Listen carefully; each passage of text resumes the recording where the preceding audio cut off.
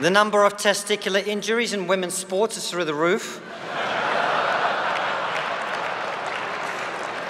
I don't think this is a laughing matter. We can all agree women's safety is incredibly important, which is why we must do a much better job of protecting their balls. A few inches later. 好，Hello， 大家好，我是立恩。今天要为大家介绍一个特别有趣的右派喜剧演员。哇，你一定会觉得很有意思哈！怎么政治的这个左右派，还有喜剧演员这样的身份人物呢？没有错哈，他就是来自俄罗斯裔的英国喜剧演员 Konstantin Kishin。Konstantin 康斯坦丁啊，不是我们以为的基努里维的康斯坦丁啦，不过也是同名就是了啦。那 Konstantin Kishin 呢，他本身是一个英国小有名气的喜剧演员，然后也是作家跟翻译家，自己主持了 podcast 的政论节目，名字叫做 Trigonometry。那这个节目呢，是以开放讨论比较具有争议性的议题而闻名的哈。那今天好好特别呢，要来介绍的是他在2025年2月19号上呢参加的 Arc 的伦敦会议上的演讲。那 Arc 全名是 Alliance for Responsible Citizenship， 也就是负责任公民联盟。它是一个非常新是2023年才发起的国际性的组织，主旨呢是在团结保守派的声音，并且基于传统西方的基督教的价值观呢提出来的政策建议。该组织是由心理学家和政治评论家 Jordan Peterson 乔老爷子等人共同创立的，总部位于伦敦。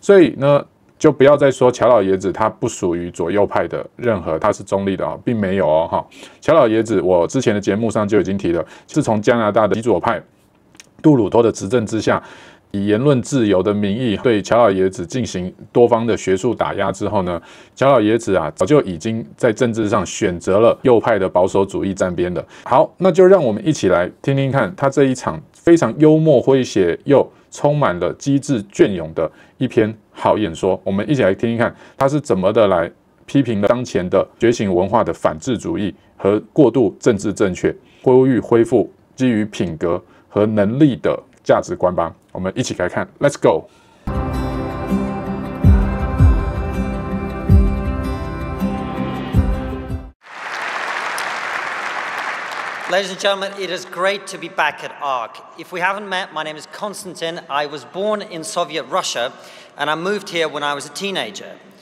I love this country, and I say so publicly, which is how you know I still haven't integrated into British culture.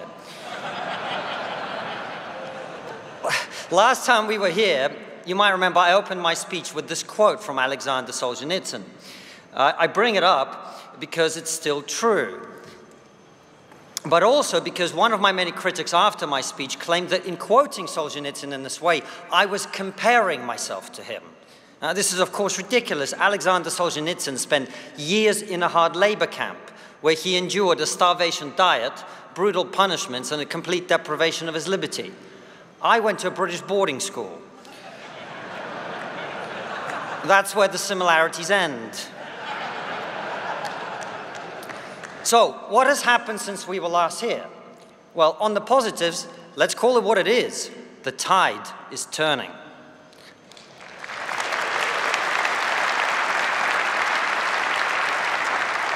Our American friends are leading the way. DEI, a system of anti-meritocratic discrimination, is being dismantled, not just in the American government, but much more importantly for us here, in the global corporate world as well. Once again, we can dream that our children will be judged on the content of the character and not the color of the square they post on Instagram.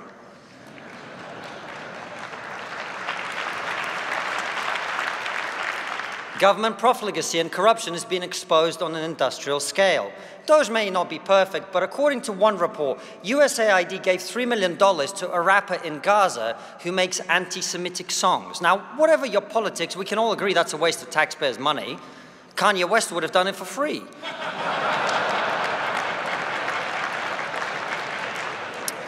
Now, thanks to the end of censorship on Twitter, we finally have the ability to express reasonable and widely held views. Because of this, other social media companies are now fearful of being too aggressive in their censorship too.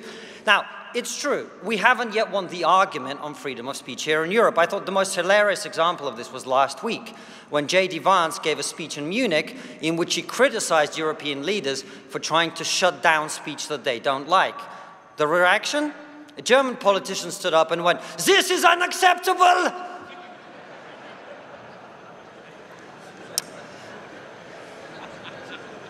The accent was a bit much, all right.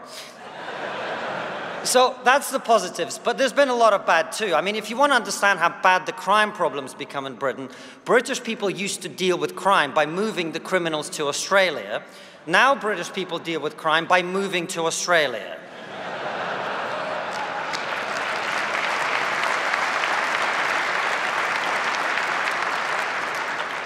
The number of testicular injuries in women's sports is through the roof. I don't think this is a laughing matter. We can all agree women's safety is incredibly important, which is why we must do a much better job of protecting their balls. See, it's jokes like that that get me accused of being a conservative. And I hate it when people call me a conservative because I have made many mistakes over the last 14 years, but even I haven't let in hundreds of thousands of illegal immigrants.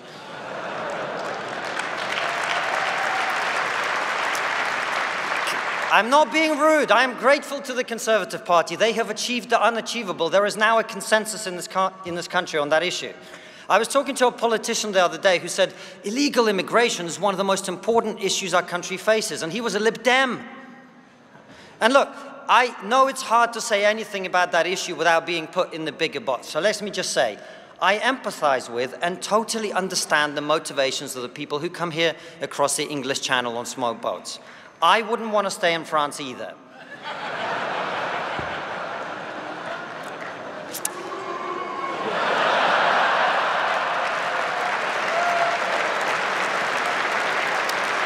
See, I lied. I have integrated into British culture. But look, I also hate it when people call me a conservative because it shows that they're missing my point. I don't believe that Western values and the societies they created are great because of an ideology or because of party affiliation. I believe our values and our societies are great because I've got eyes. When I look at the fact that millions of people risk their lives to come here every year, and no one is going the other way, that tells a story, doesn't it? I know there's a lot of frustration with the state of this country and much of the Western world, but let's keep things in perspective. Of all the things that human beings have invented over the last 200 years, our culture and its values are responsible for most of them. I'm not saying we have a monopoly on genius. There are exceptions, like COVID. That was invented in China. Oh, it's controversial. Look, I know it's a controversial joke. In my defense, it's not a joke. COVID was clearly a Chinese virus. Hardworking, made on the cheap, and very good at multiplying.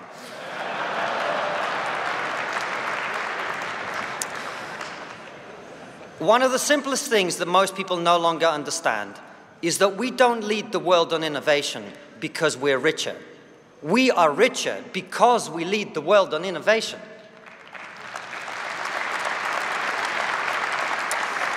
But all of this is at risk because we're in danger of forgetting how we got here. Do you know what this is? That's just a photo of me on the screen. All right. Can you see it? It's behind me. All right, it's like pantomime here. It's a plane made out of wood. Why would you make a plane out of wood? Well, during World War II, both Japan and the US used small islands in the Pacific to supply their armies. In exchange for occupying these islands, they provided the tribes who lived there with food, clothing, and medical supplies. But when the war ended, the Japanese and the Americans packed up and left, and they took their supplies with them. So what did the natives do to try and restore them? They built plane imitations, like that. They lit signal fires. They marched up and down with wooden rifles to summon back the provisions they'd got used to. And this is what we've been doing. We've been imitating the things that got us here instead of actually doing them. But the good news is this metaphor is complete bullshit. The success whose fruit we enjoy was not created by a more advanced foreign civilization. It was achieved by our grandparents, and their grandparents before them. A better metaphor would be the one Philippa used when she opened this conference, thereby ruining my speech. It's King Theoden from Lord of the Rings who sits on his throne, paralyzed. Bound to his seat by lethargy and passivity, he's kept there by a weaselly servant called Grima Wormtongue, who whispers dispiriting, cowardly lies in his ear. Too many people on our screens, our newspapers, in our schools and colleges have been modern-day Grima Wormtongues, who pour their cowardly lies in our ears and those of our children.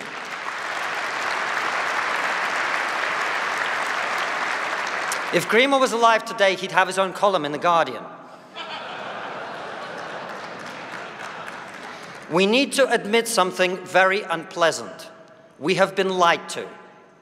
For decades, people went on TV and told you that your history is all bad and your country is plagued by prejudice and intolerance. I have debated these people many times, and I always ask them the same question. If you were a woman or an ethnic minority or someone who was spirit, gender, or whatever, where would you rather live than the West? And none of them ever answer, because we all know the answer. We are being accused of performing terribly on the very things we lead the world in. A healthy sense of your own self-worth, a self-confidence. These are not conservative values or liberal values. Those are the values of every successful group of people in history. Decline is a choice. And the good news is this: most people don't want managed decline.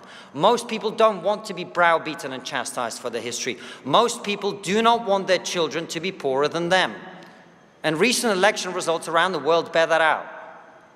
Like him or loathe him, the reason millions of people admire Elon Musk is not his charismatic speeches, stunning good looks, and ill-advised hand gestures. They admire him because he builds big things, and in doing so reminds us that we are meant to reach for the stars.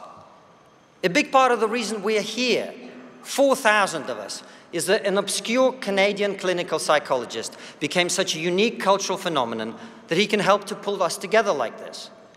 And how did Jordan Peterson get so big?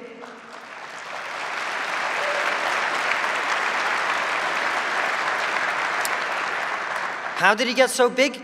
He reminded us of something that human beings have known for millennia, that if you adopt the attitude that honesty is better than lies, that responsibility is better than blame, and that strength is better than weakness, your life will get better.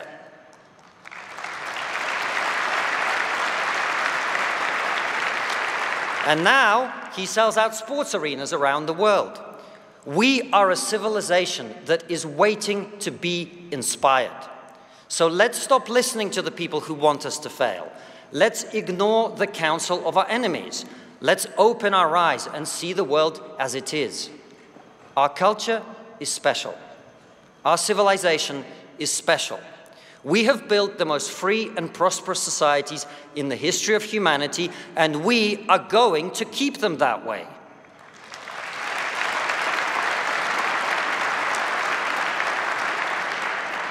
But to do so, we're going to have to win the arguments. Many of them we've been talking about in the last 3 days.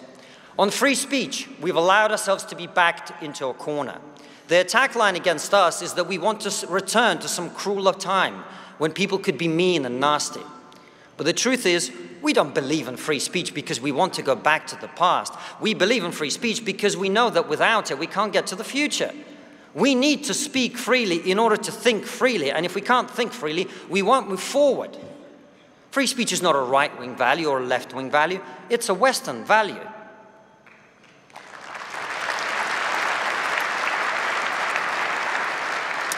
The second argument we must win is on identity politics and multiculturalism. For several decades now, our societies have attempted these two failed experiments. The result is tension, disunity, and a toleration of the intolerable for the sake of so-called community cohesion.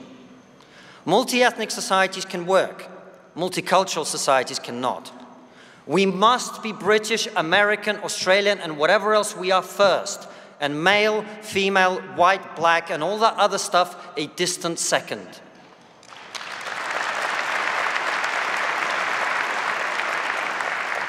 And the final argument we must win is about whether human beings are good. In 1968, Paul Ehrlich published The Population Bomb, in which he argued that human population growth was about to outstrip food supplies, leading to mass starvation, societal collapse, and the need for drastic measures to control population growth. None of this happened.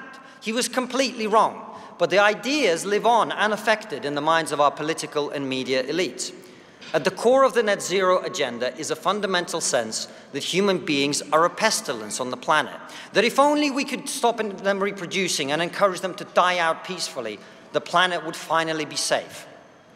This has become so ingrained that many people now say they will not have children because of climate concerns. We must never get used to this because it represents a grotesque moral inversion.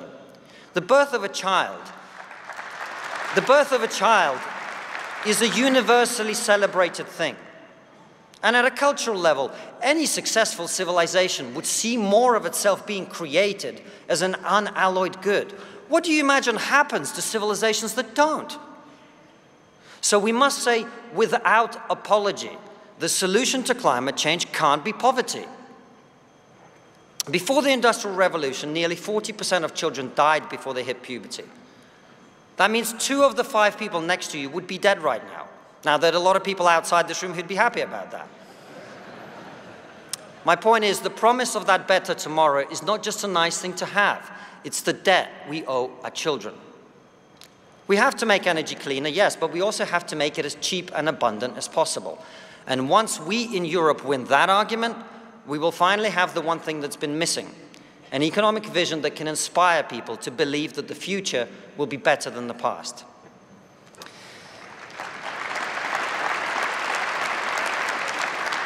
Now look, they asked me to say something uplifting and motivational.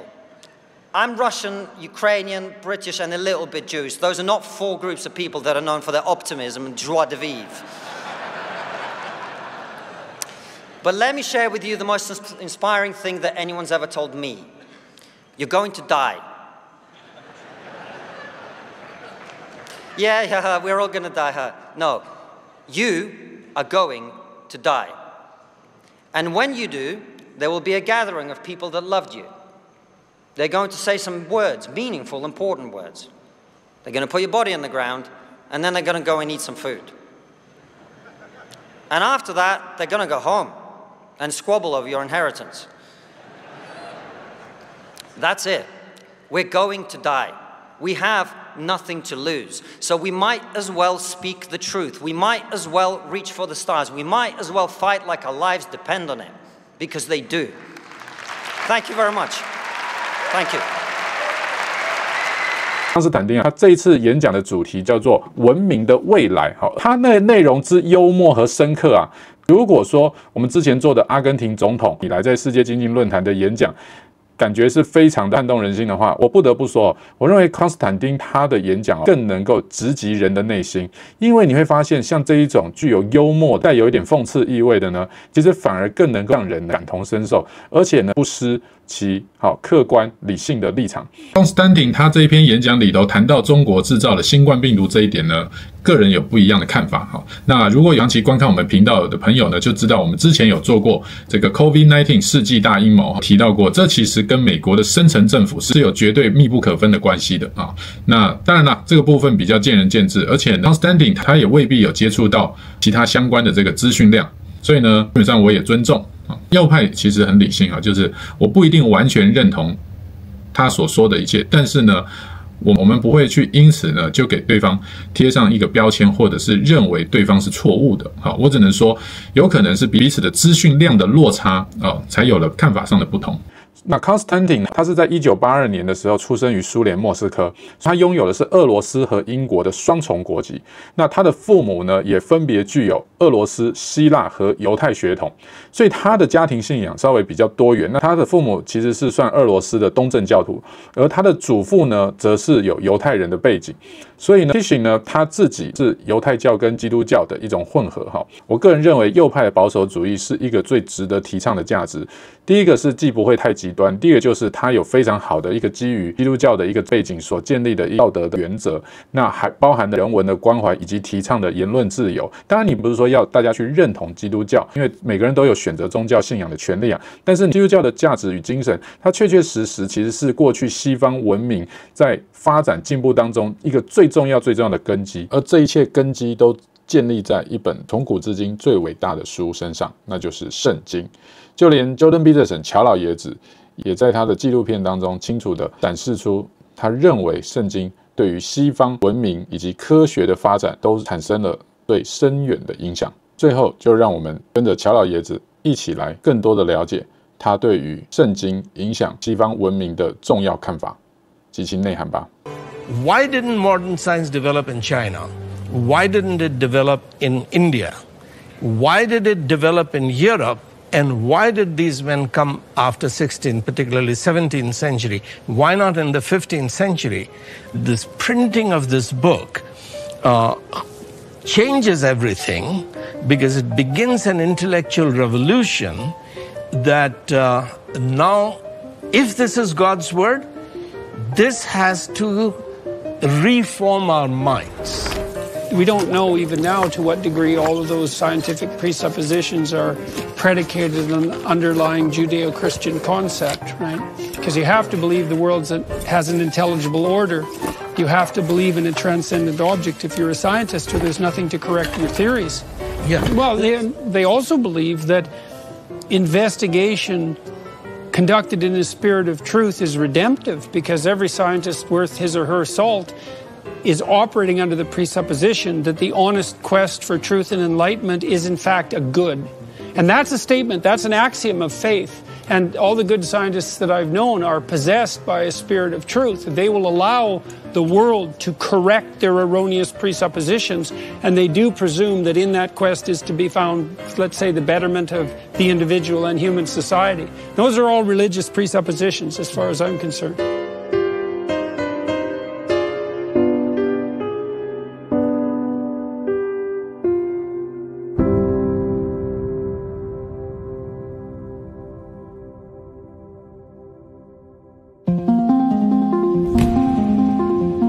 God is a creator.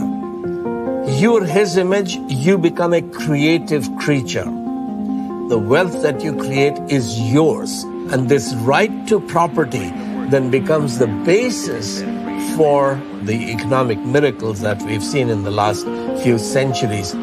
This is the impact of the Bible upon our world. The Bible has shaped literature, film, even governments in ways that you probably don't recognize as coming from the Bible.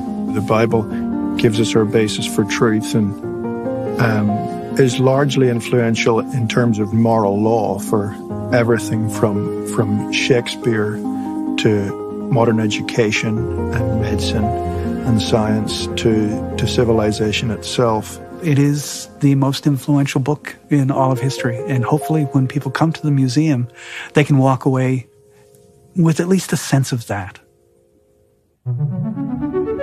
There's an emerging consensus among scientists and philosophers of perception that we have to view the world through something approximating a story. The question is, what is that story? And what should it be? And the answer is very complex, because it's very difficult to understand how we might take the entire multiplicity of human experience, tragedy and atrocity and suffering included, and to hammer that into some form of transcendent psychological and social unity. But it's definitely the case that the assembling of the biblical corpus of stories across a vast span of historical time is at least a collective attempt to do exactly that, although that may not be all it is. Because to the degree that the Bible is reflective of our psyche, and to the degree that our psyche is an evolved apparatus that suits the structure of the cosmos, the stories that reflect the manner in which we apprehend reality properly are also, in all probability, deeply reflective of the structure of experience and existence itself. I hope that the journey through the book that defines the manner in which we perceive truth itself proved useful and informative to you. Thank you all for watching.